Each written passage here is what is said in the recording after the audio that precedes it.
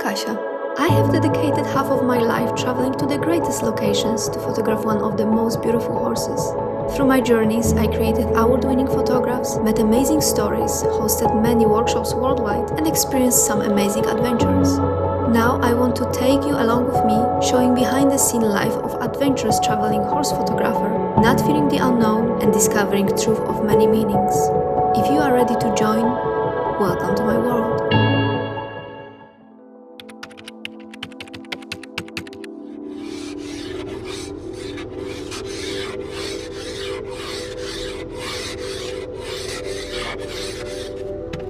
For most people, the holiday season is a time spent with loved ones. In the comfort of their homes, sharing time with the families or going for walks, enjoying delicious meals. This is a time when we slow down, relax, and allow ourselves to feel comfortable under a warm blanket, on a comfy couch, or watching our favorite movies. However, I have decided to spend this time completely differently than before, leaving behind all the comforts, departing from my family home and going to a place that needed help more than ever before.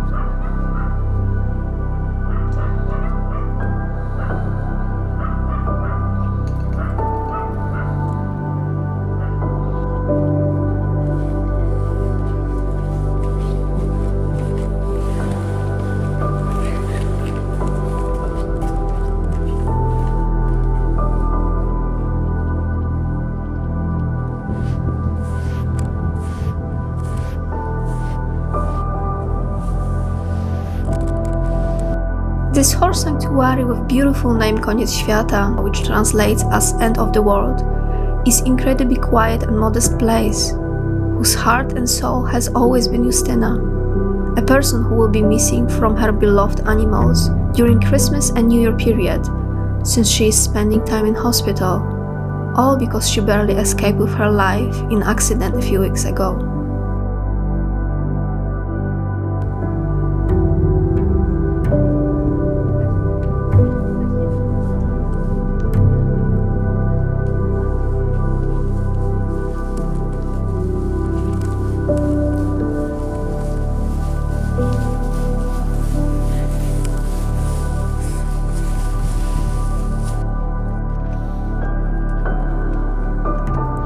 During the week I spent here, I have learned above all that the strength of such a place is not about heroic deeds, but daily routine, patience, and regularity. It is the daily administration of medicines, cleaning the paddocks where horses with various ailments live, that make it easier for them to function and eliminates from the environment what can worsen their diseases. It is a daily long walks with sick horses that give the best results. Constant rehabilitation, physiotherapy, respiratory therapy give these animals the comfort they deserve.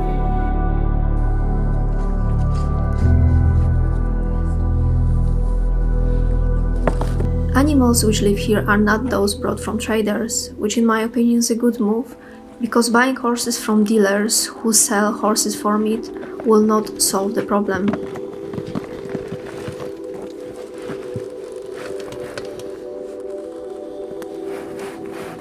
The horses from this place are those whose previous owners could no longer provide appropriate conditions, couldn't afford treatment, or out of sheer lack of knowledge, caused suffer of their livestock.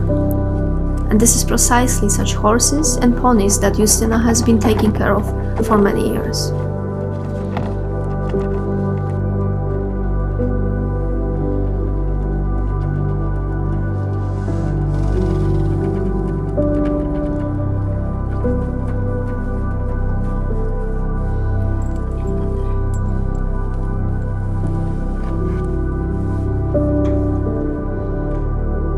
These little creatures often become victims of their own sweetness.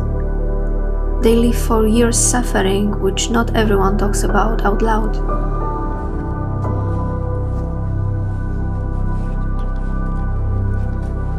Many people buy a pony as their own whim, or as cute gift for their children or grandchildren, thinking that ponies are toys, not live beings.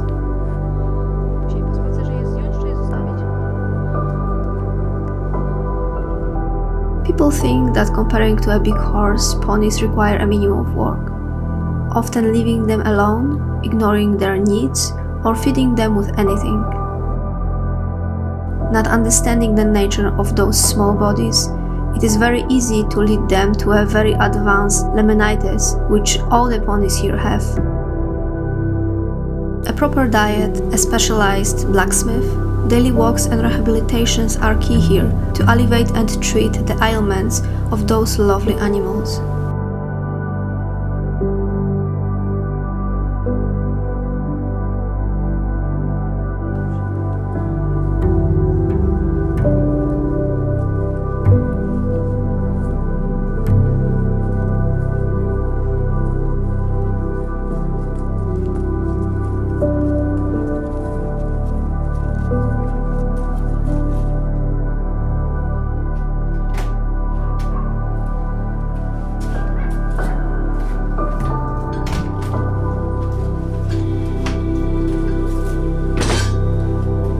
I came across this place by luck.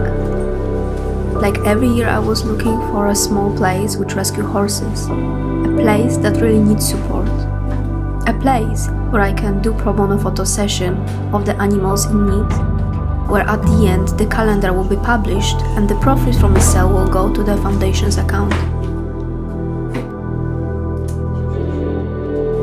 This place was always supported only by donations and from the sale of small handcrafts, which Eustina had to stop making due to accident. Although I'm not skilled in creating such beautiful things as she does, adding my contribution in the form of a few decorated horseshoes, I believe that I will help at least a little, because every penny counts. Just to give you an idea, from the sale of one horseshoe like that, they can cover the cost of half a bale of hay needed to feed horses and ponies here.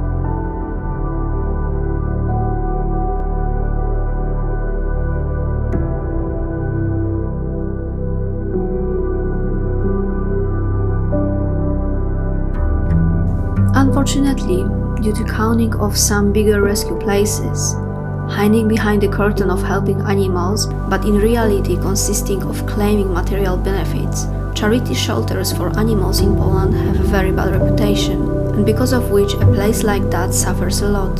A real place, created with a heart for animals, where people gave up all comforts, leave modesty, and devote every penny to make life easier for old and sick horses.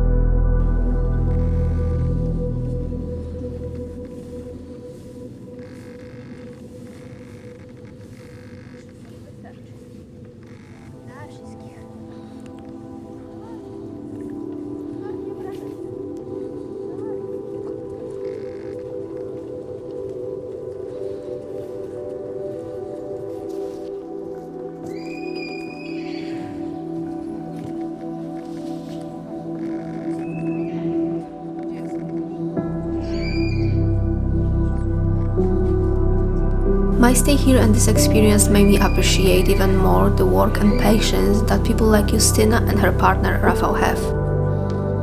Effort on daily taking care of sick horses is a big sacrifice, as they have dedicated most of their lives for the welfare of horses and ponies in need. From today on, people like them, due their actions, they became superheroes to me.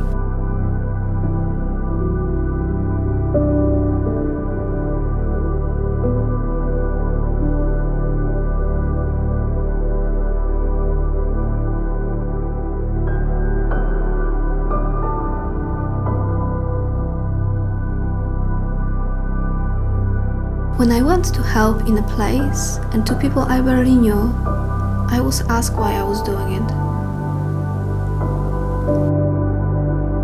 Sometimes it's hard to explain the pure need of the heart to spread good deeds, but it's worth remembering that by helping we maintain the right perspective of life. We clearly see that the world is constructed in such a way that different people can have different problems, and our personal ones are not as big as they seem to be sometimes. When we help, we don't shut ourselves in our own world and we don't focus only on solving our own worries. But we learn to approach the situation of other people and animals with empathy. That even a small gesture from each of us can contribute to improving the world around us.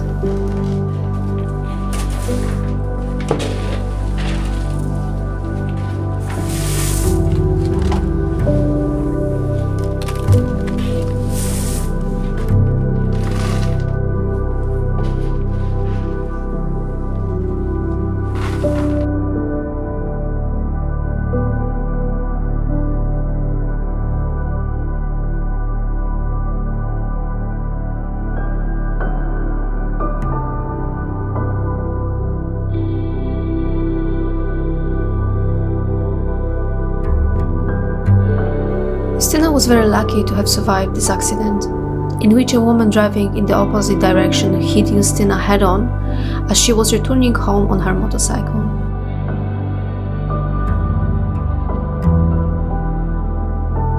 Although her life is no longer in danger, she has long months of surgeries and rehabilitation ahead of her, which will help her get back on her feet and regain strength so that she can finally take care of her animals again, which, as I have learned, require a lot of work every day. While visiting Eustina in the hospital, I listened to many stories about her horses. She shared her fears about the upcoming New Year's Eve and how traumatic this experience was for them and their animals last year. Motivated by those stories, I felt even more how much those animals need us. I promised Eustina that in her absence we would make every effort to make sure that the night passed as peacefully as possible for every resident of her stable.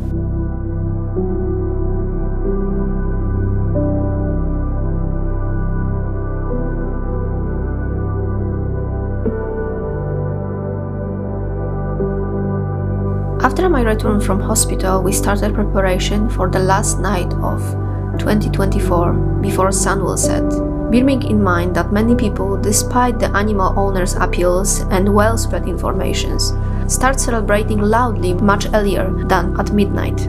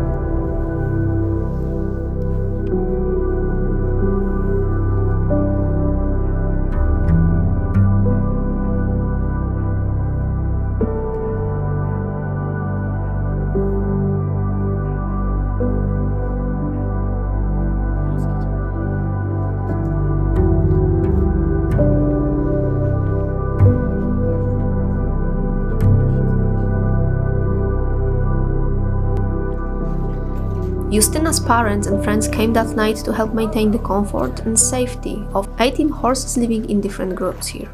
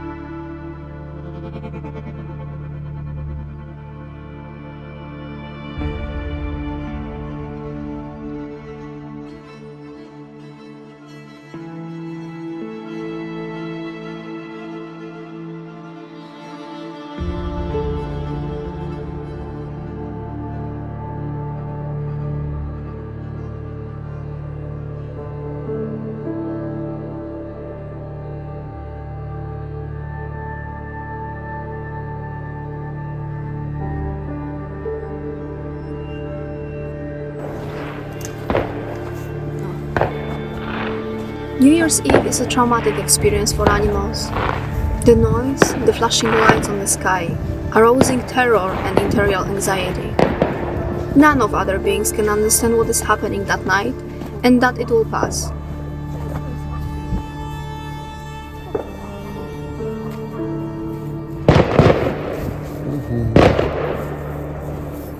To horses, like to other prey animals, natural instinct is to run away from everything they don't know, which in nature can mean a deadly threat. And despite the fact they were not in danger that night, I can't imagine how terrified they must have been. How terrified each of us would be when in the middle of the night flashes and bang appeared in the place that's supposed to be our home, our safe haven. Hello, was okay?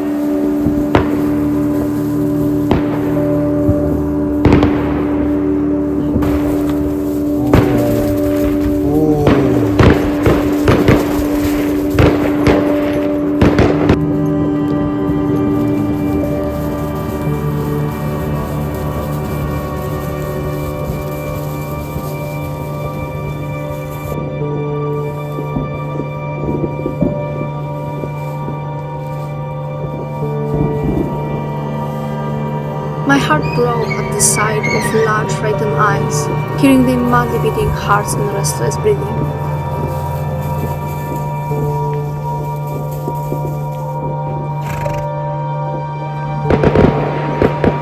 Everything in this noise seemed to quietly call for help and relief.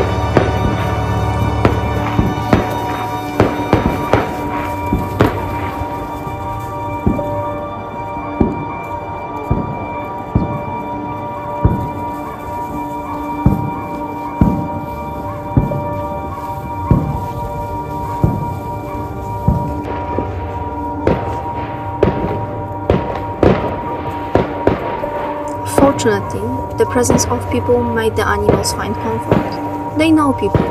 People gave them shelter and ensured their safety.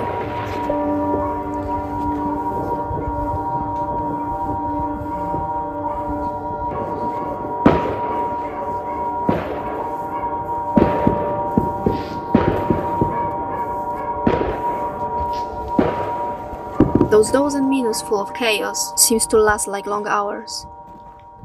Fortunately, at some point everything began to slow down. There were less and less flashes in the sky, and then less and less noise.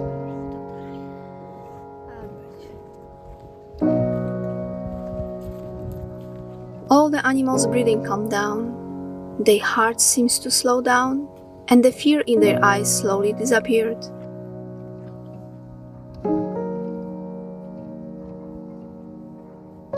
When about half an hour after midnight we were certain that the local residents had had enough of the fireworks, we could breathe a sigh of relief. According to Eustina's friends, this New Year's Eve passed many times more peacefully than they had experienced this in previous years. This fact was good news for us and a reason to drink a glass of non-alcoholic champagne to finally celebrate New Year's.